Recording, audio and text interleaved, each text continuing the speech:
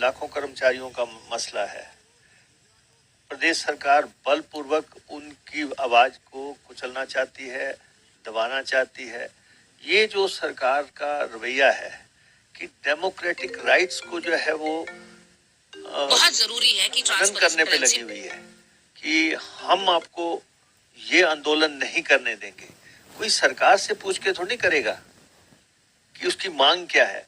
अगर बजट आ रहा है, बजट से पहले सारे दल आते हैं। अभी एक तो पहले सबसे बड़ी बात ये है कि प्रदेश सरकार ये देखे कि आखिर पूरा प्रदेश आंदोलित क्यों है, आखिर हर तरफ जो है हाहाकार क्यों मचा हुआ है। ये सवाल वाजिब है मुकेश जी, लेकिन सरकार की नहीं, ये हम ये नहीं कह रहे कि ये जयराम सरकार की दुविधा है, लेकिन कर्मचारी अगर हर बात के ऊपर दबाव की राजनीति करते हैं, आपको लगता है वो मुद्दा भी ठीक है? हम ओल्ड पेंशन बहाली का मुद्दा नहीं कह रहे, लेकिन कर्मचारी अगर इस तरह का दबाव सरकारों के ऊपर बनाते हैं, क्या वो रास्ता ठीक नहीं? देखिए, सरकार ने हर फाइनेंशियल इशू को बैक बर्नर पे डाल के रखा, धकेलते रहे पीछे पीछे, और अंतिम साल में अब अंतिम बजट आ रहा है तो लोग कह रहे हैं कि आपने किया कुछ नहीं, आपने किसी वर्ग विशेष के लिए कुछ नहीं किया।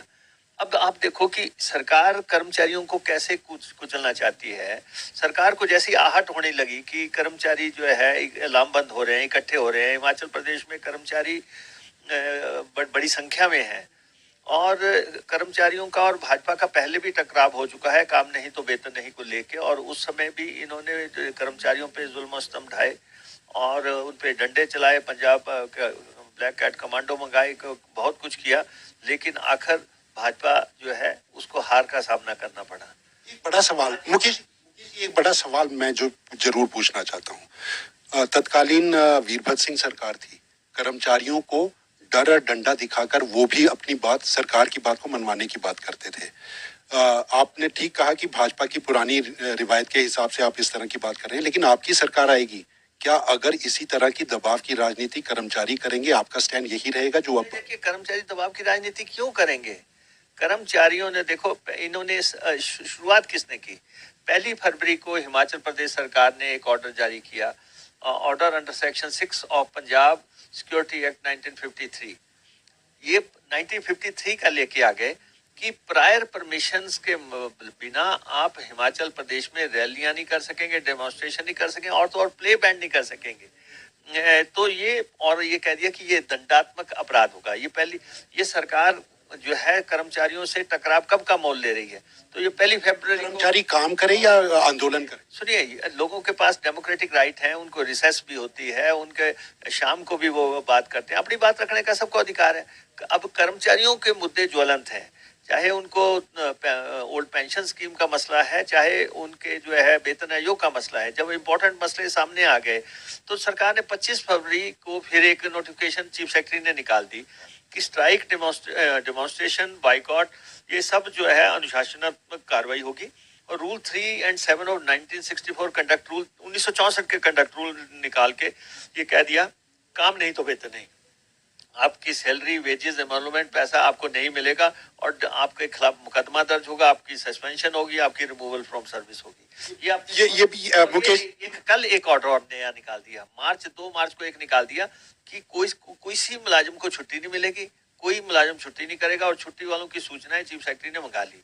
तो ये जो तौर तरीका, आज आप देखें सारा शिमला पुलिस छावनी बना है, सारी बटालियंस मंगा ली हैं, हर तरफ जो है पुलिस ही पुलिस नजर आ रही है। कहीं 103 पे कर्मचारी रोके जा रहे हैं, कहीं बैलूगंज में रोके जा रहे हैं, कहीं टूटू में रोके जा रहे हैं, हर तरफ से कि कर्मचारी इकट्ठे न हो पाए। ये क्या सोच है? मुख्यमंत्री जयराम ठाकुर इन कर्मचारियों को भी कह रहे हैं कि हमने एक कमेटी बना दी है मुख्य सचिव की, रास्ता आंदोलन का छोड़कर, सड़क पर छोड़कर सरकार से बातचीत के लिए आए। मुकेश जी, मेरा मिलने गए थे मुख्यमंत्री से, तब तो उन्होंने मिलने से इनकार कर दिया। मुख्यमंत्री को एक बहुत गलत धारणा है। मुख्यमंत्री कह रहे हैं आपके पीछे कोई पॉलिटिकल फोर्स है। बिल्कुल है। आप बताएं, कर्मचारियों के को कोई उकसा सकता है? कर्मचारी अपने मांगों के लेके लामबंद है, उनका ये जीवन का सवाल है, क्योंकि अटल बिहारी वाजपेयी जी की सरकार, विपक्ष का हाथ नहीं है। नहीं, विपक्ष के हाथ का तो मतलब कोई नहीं है, लेकिन कर्मचारियों के हकों की लड़ाई है, हकूक की लड़ाई वो लड़ रहे हैं। आदरणीय श्री अटल बिहारी वाजपेयी जी ने इस ओल्ड पेंशन को बंद किया, और मुझे लगता है अपने जीवन का उन्होंने सबसे गलत फैसला किया, तो ओल्ड पेंशन स्कीम बंद की। लेकिन उसे माना तत्कालीन वीरभद्र सिंह सरकार। वो तो उन्होंने सारी सरकारों को फोर्स कर दिया कि अगर आपको ग्रांट्स लेनी है या कुछ करना है तो आपको ये बंद करना पड़ेगा। तो लेकिन ये केंद्र की सरकार का फैसला था, और राज्य सरकार इनकार कर सकती थी, वो भाजपा की सरकार थी, यहाँ कांग्रेस की सरकार। ऐसा है ना, कर्मचारी अब आंदोलित है, कर्मचारी अपनी मांग को लेकर, और उनकी मांग स्पष्ट है। अब राजस्थान के मुख्यमंत्री अशोक गहलोत जी ने अनाउंसमेंट कर दी, रास्ता दिखा दिया। 2024 में करेंगे नहीं करेंगे ये सवाल जयराम जी उठा रहे हैं। नहीं, वो जो है उन्होंने कर दिया। पश्चिम बंगाल में ओल्ड पेंशन स्कीम है, हिमाचल प्रदेश में हम कह रहे हैं कि भाजपा को तो जाना है, अभी 4 सीटें हार के हटे हैं, 6 महीने बाद 8 महीने बाद कांग्रेस की सरकार आनी है। हम वचनबद्ध हैं, ये हमारा संकल्प है, हम कर्मचारियों को ओल्ड पेंशन स्कीम हर हालत में देंगे, तो इसलिए हम तो बहाल करेंगे ही करेंगे। हम कहते हैं कि आपकी आखिरी बजट है, आप घोषणा कर सकते हैं तो कीजिए। सरकार का डंडा लाठी आपको लगता है ये बहुत बड़ा गलत फैसला है? एक अंतिम सवाल, मैं कहता हूँ मुख्यमंत्री को जिसने भी सलाह दी है, ऐसे सलाहकार इनके पास होने चाहिए।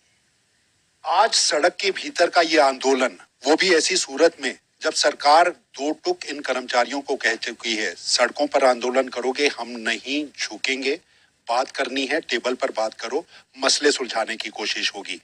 लेकिन बगैर डरे इन कर्मचारियों का आंदोलन सड़कों पर आज भी दिखाई दे रहा है।